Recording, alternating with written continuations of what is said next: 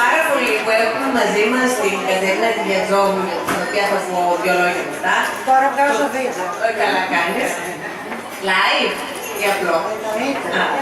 Το Γιώργο τον Βαθιάδη, τον ψυχολόγο, ψυχοθεραπευτή και 1000 άλλες ιδιότητες.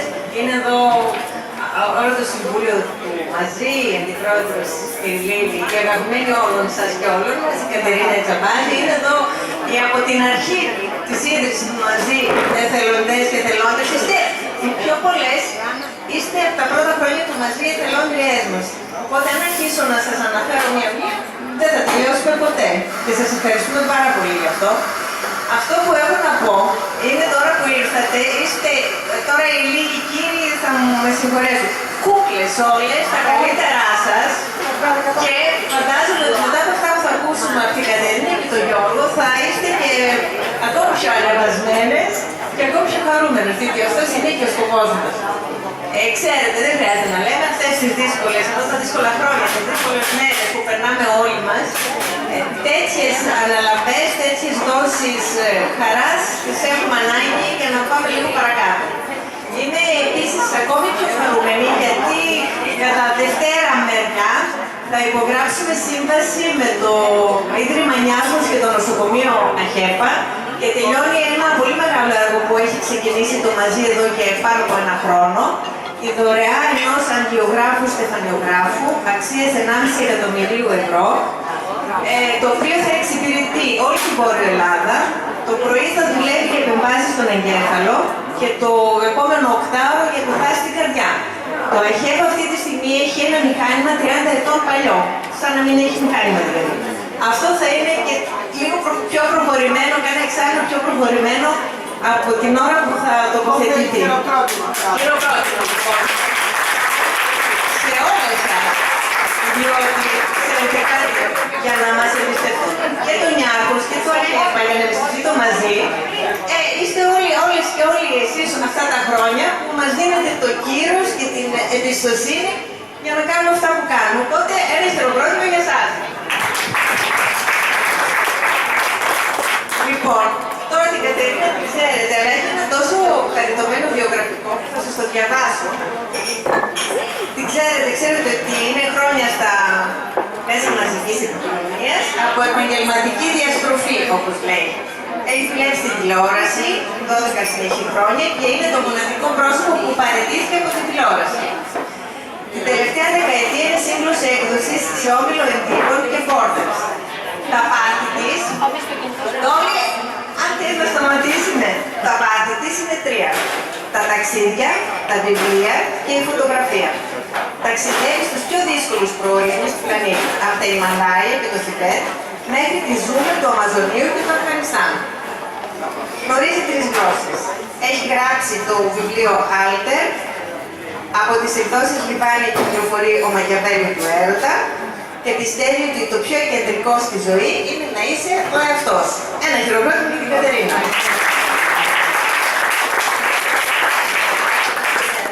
Το βιογραφικό του Γιώργου Πατιάδη, αν ξεκινήσω, δεν τελειώνει. Έχει πάρει ό,τι εξειδίκευση και ειδικότητα υπάρχει στην ψυχολογία και στα θέματα γύρω από την ψυχολογία. Οπότε ας σας μιλήσει ο ίδιος. Καλησπέρα σε όλους. Χαίρομαι που σας βλέπω όλους εδώ πέρα. Και ευχαριστώ πάρα πολύ το μαζί και την Κατερίνα σε αυτή την πρόσκληση που μου κάνανε.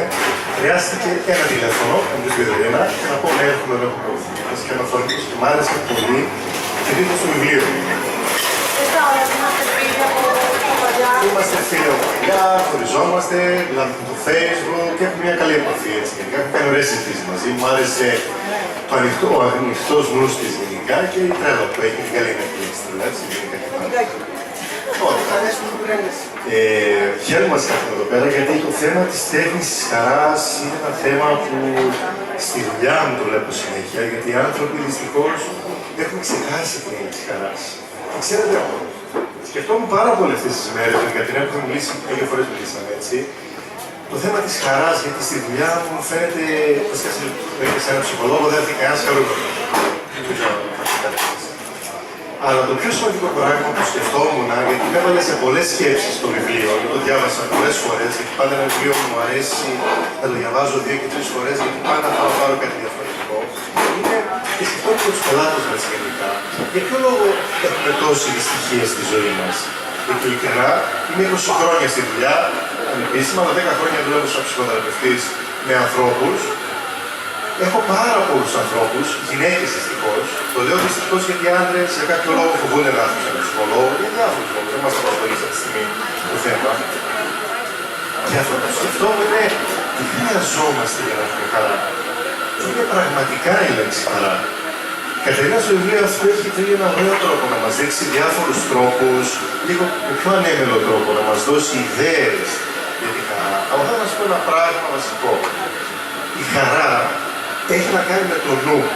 Πάντα χρειάζεται κάτι έξω από σένα για να είσαι χαρούμενος. Και αν ρωτήσω όλους από εσάς τι θέλετε για να είστε χαρούμενοι, θα μου πείτε πράγματα τα οποία θα έρθουν και θα φύγουν. Γιατί θα δείτε ότι μόνο ένα πράγμα πραγματικό υπάρχει στη ζωή. Όλα τα γιατί η ζωή πάντα είναι διπλή. Όλα έρχονται και πεθαίνουν.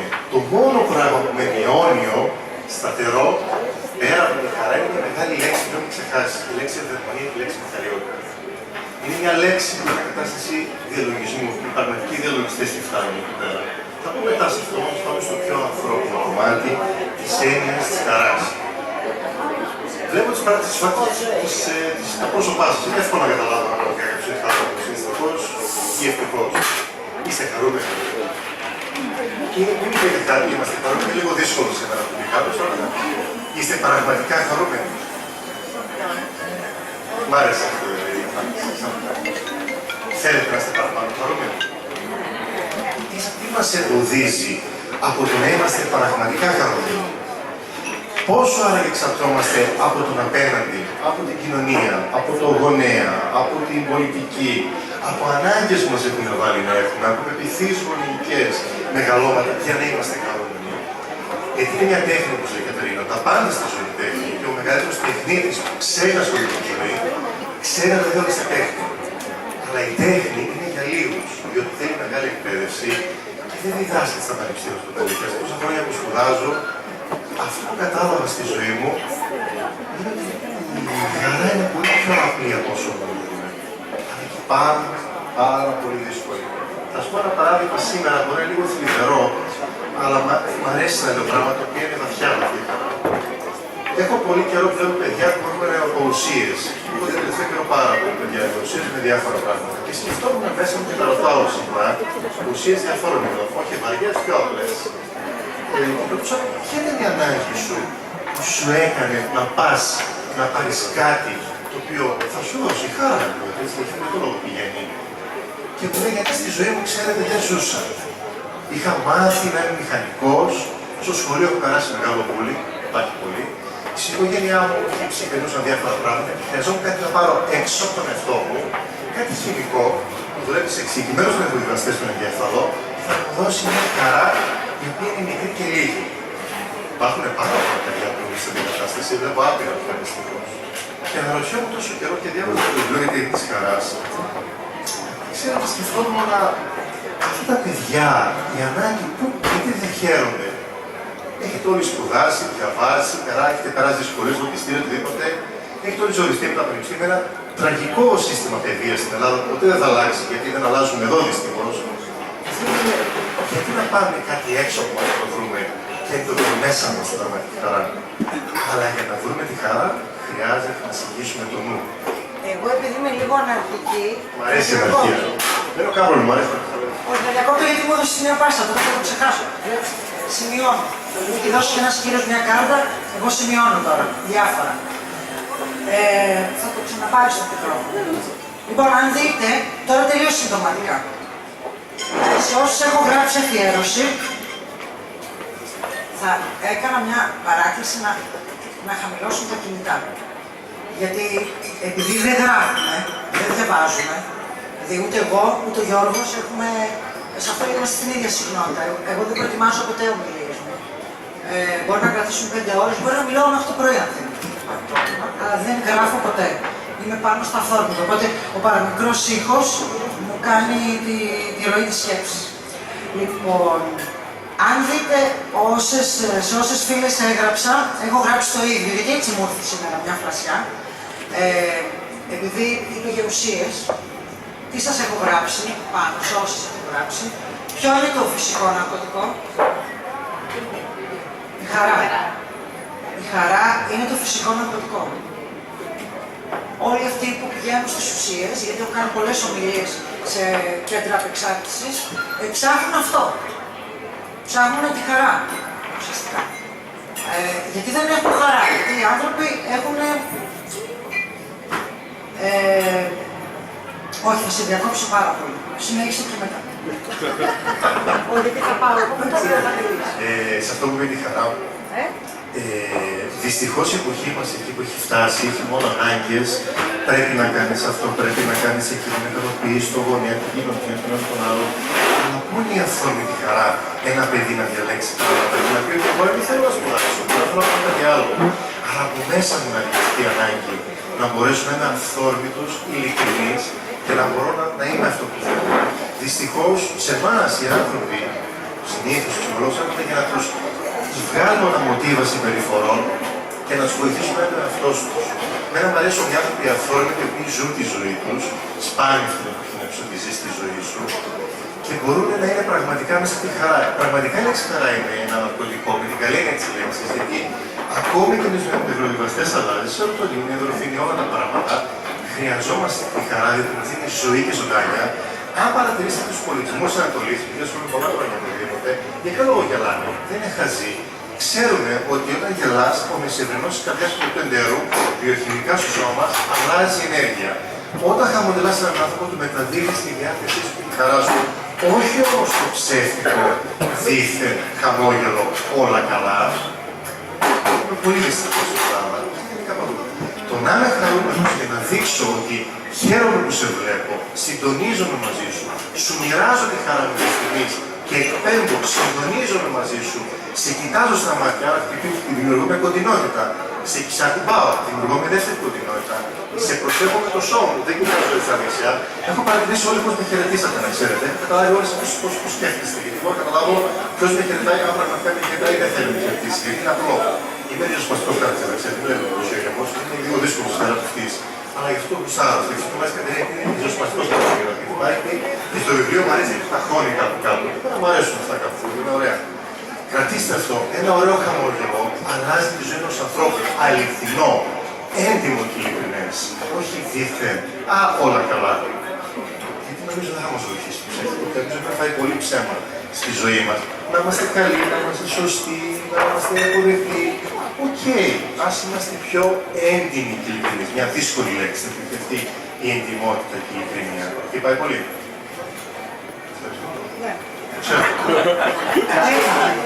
Ναι, ούτε να το είχαμε προετοιμάσει, γιατί αυτό που είπε τώρα για το...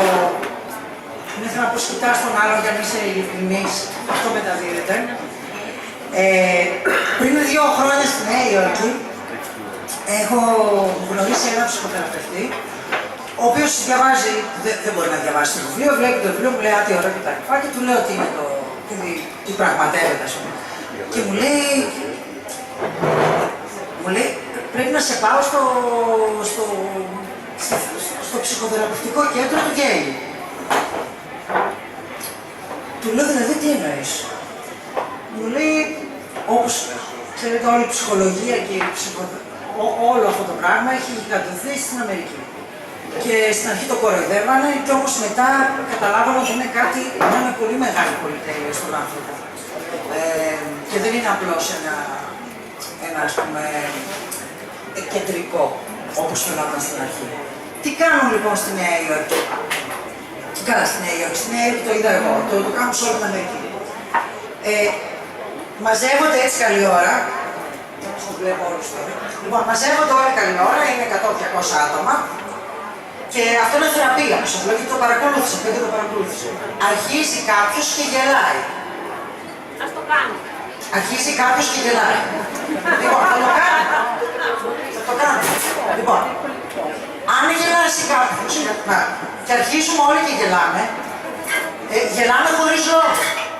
Τι γίνεται όμως. Ο Γιώργος μπορεί να τα επιβεβαιώσει σαν ο επιστήμονας.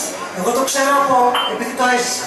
Τι γίνεται λοιπόν. Ο εγκέφαλος δεν μπορεί να καταλάβει αν γελάς αληθινά ή όχι. Ο εγκέφαλος πιάνει ότι γελάς. Οπότε αρχίζει και κρίνει ενδορφίνες. Σερετονίνη, αδρεναλίνη, ντοπαμίνη. Και μετά γελάνε όλοι κανονικά. Εγώ έχω πάει δηλαδή σε συνεδρία που γελούσαν 200 άτομα με νευρικό γέλιο στο τέλος. Δηλαδή με δάκρυα, κλαίγανε. Εγώ χτυπιόμουν και έλεγα από μέσα. Αλλά εντάξει. Γιατί απαγορευόντουσαν βίντεο και τα λοιπά. Και λέω καλά, εντάξει, το λέω και δεν θα πιστεύω, γιατί δεν μπορούσα να βγάλω και βίντεο.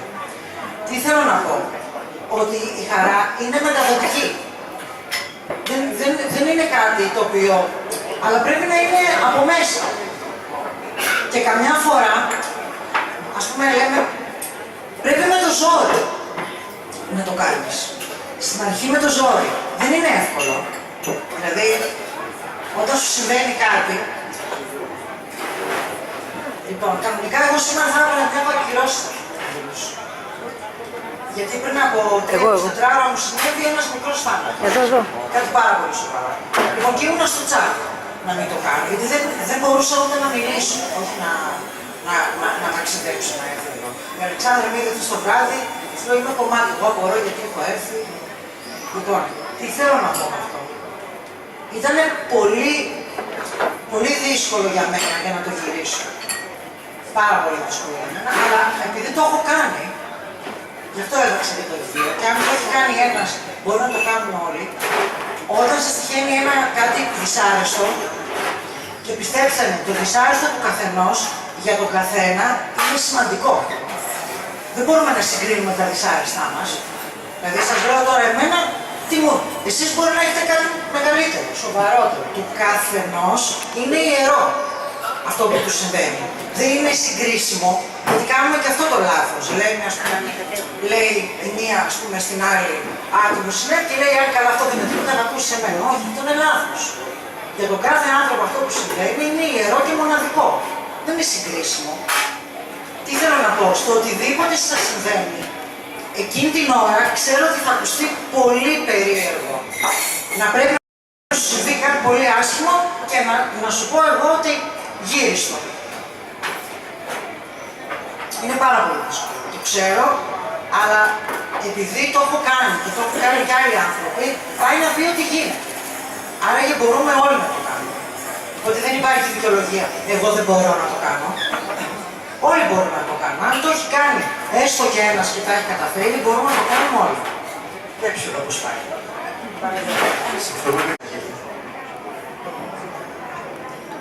Αυτό το έχω κάνει πείραμα. Εδώ και πάρα πολλά χρόνια. Όσο πιο πλούσιο λεξιλόγιο χρησιμοποιείτε, τόσο πιο πολλά συναισθήματα θα γεννάτε. Θα γεννούνται μέσα σας. Οι άνθρωποι που έχουν φτωχό λεξιλόγιο ζουν και μια φτωχή ζωή. Πόσο χαίρομαι που συμφωνείτε. Πείτε κι εσείς κάτι να μου τα λέω εδώ. Πολύ ωραία. Άρα πρέπει να είσαι πολύ. Είναι ωραίο να χρησιμοποιείτε. Ξέρετε τι γίνεται. Καμιά φορά, πειραματικά πάντα, βλέπω ας πούμε στα social ανθρώπους που ανεβάζουν διάφορα πράγματα,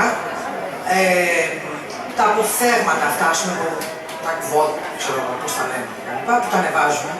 Αλλά όταν έρχεται η ώρα να γράψουν οι ίδιοι, να αλλά. Και είναι λυπηρό αυτό.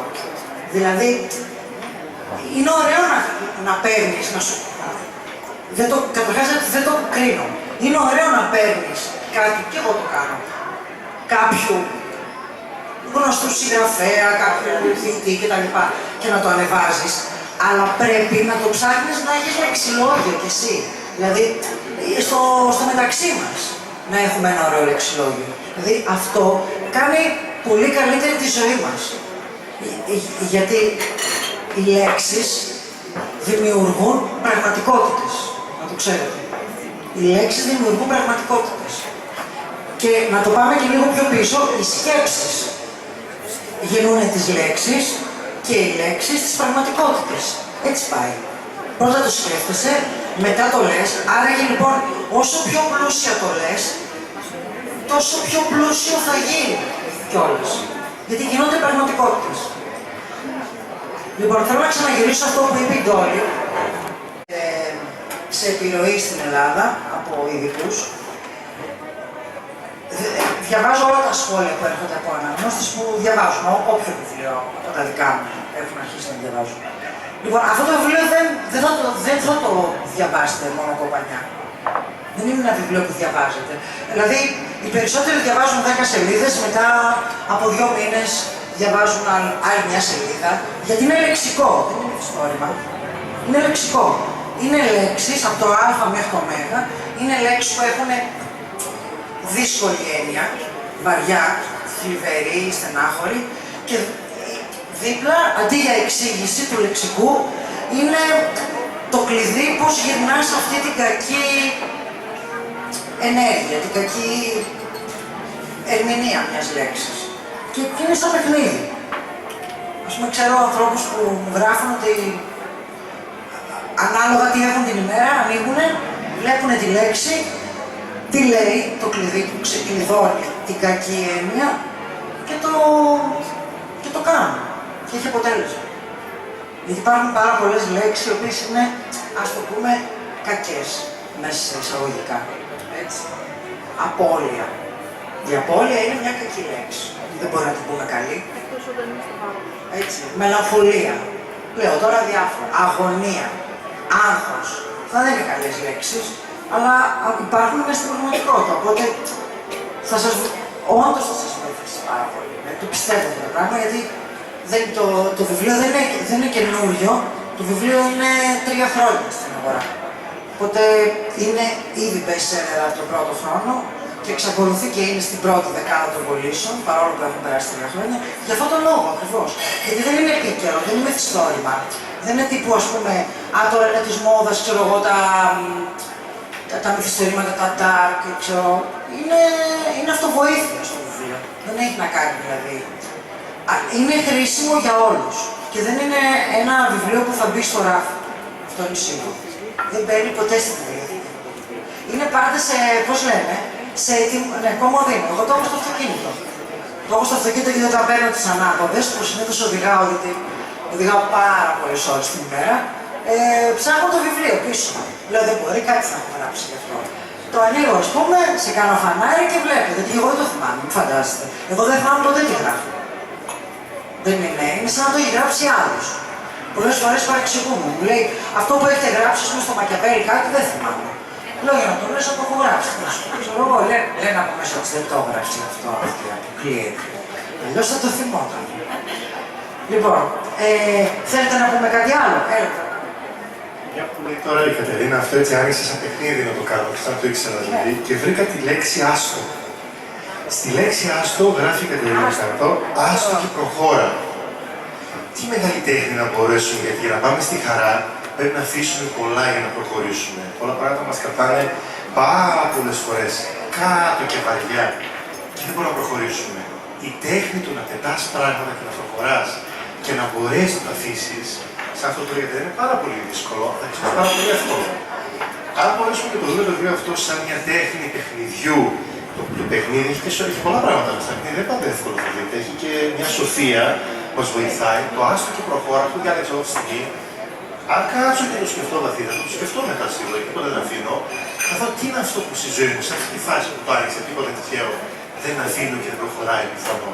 Τι είναι αυτό που με έχει κρατήσει βουλιαγμένο και δεν πάει παρακάτω. Γιατί η διαίσθησή μας, όταν διαλέγουμε κάτι, είναι πάρα πολύ σημαντικό. Γιατί πάντα ένα μήνυμα σοφία, ένα quote ή οτιδήποτε, μπορεί να μας βοηθήσει να πάμε πολύ παρακάτω. Αλλά χρειάζεται να έχουμε το νου, τη διάβγεια, να μας το διαφορετικό. Σαν παιχνίδι, όπως έχετε αγοράσει το βιβλίο της Κατερίνας, αθόρμητα, ανοίξτε τη σελίδα, διαλέξτε κάτι και το μήνα που θα δείτε, δεν θέλω να πω σήμερα, κρατήστε το, δείτε το, σκεφτείτε το, διαλογίστε το, αισθανθείτε το και δείτε στη ζωή σας το μήνα που σας δίνει αυτό, που πάει, που μπλοκάρεστε ή που δεν μπλοκάρεστε. Γιατί και το λόγο που ήρθατε εδώ πέρα δεν ήταν μόνο μας να προσταγμάστε, γιατί το βιβλίο θα σας βοηθήσει ως έναν βαθμό να δείτε κάτι που μπορεί να δώσει ένα κλειδάκι, πάτε παρακάτω και να βάζετε παιχνίδια αυτά.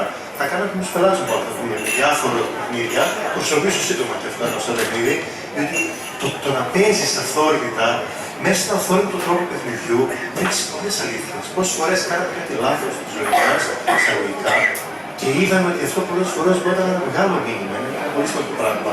Εγώ σας προσκαλώ να παίξετε το βιβλίο αυτό, διότι όπως είδατε δεν σαν παιδιά αν είμαστε, σίγουρα ο καθένας θα προβάλλει και διάφορα επίπεδο ηλικίας, αλλά όταν ξαναμπούμε στο παιχνίδι βαθιά, και δούμε ένα μήνυμα και δούμε αυτό το μήνυμα, εφόσον είμαστε έντιμοι και ειλικρινεί, το λέω πάντοτε, και έχουμε τη διάβια να το δούμε, μπορούμε να πάμε παρακάτω και να μας δώσει ένα insight και κάτι που μας κολλάει στη ζωή να μας πάει οπουδήποτε. Σας προσκαλώ να το κάνετε αυτό. Φάτε τα μου ήρθε τώρα εμένα, πάντα παίζω με αυτά.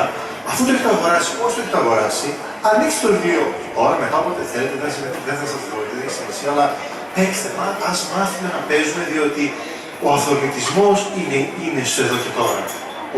Το παιδί τι κάνει, είναι στο εδώ και τώρα και υπάρχει.